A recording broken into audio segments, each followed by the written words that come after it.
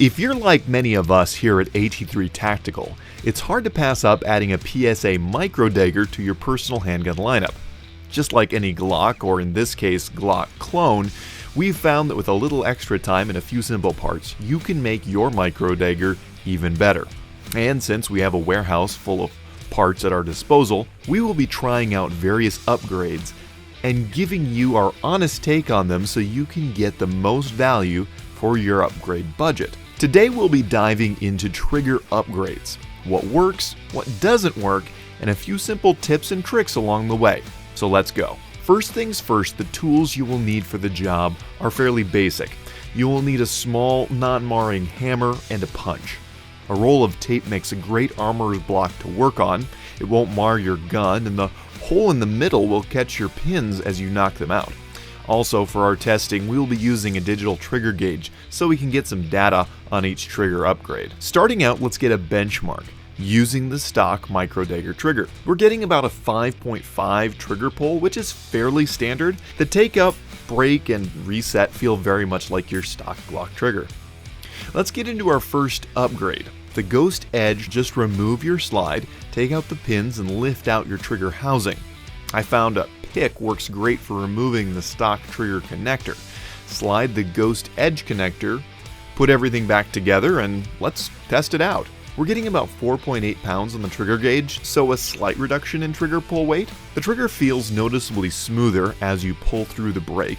Resets nice and crisp also. If you're looking for a budget option under 30 bucks, this is a nice little upgrade for your Micro Dagger trigger. Here's a pro tip before we go any further. So the Micro Dagger is a clone of the Glock 43x, and as such, most parts and upgrades for the Glock 43x should work on the Micro Dagger. But the trigger housing is one place that the two pistols are very different. On the Micro Dagger, the trigger bar is connected by a spring, while on the Glock 43x, it just rides freely in the housing.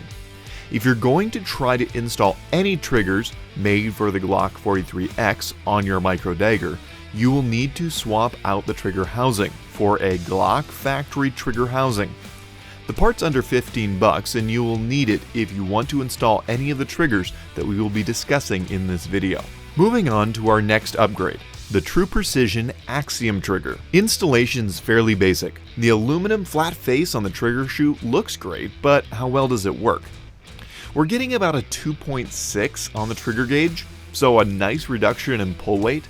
The trigger feels nice. It removes that spongy feel of the stock trigger as you pull through the break. The reset's nice and crispy. The flat face just feels clean, and the overall trigger travel is quite a bit less. This is a very nice trigger and definitely gives you that premium feel and precision control that is really nice with compact pistols.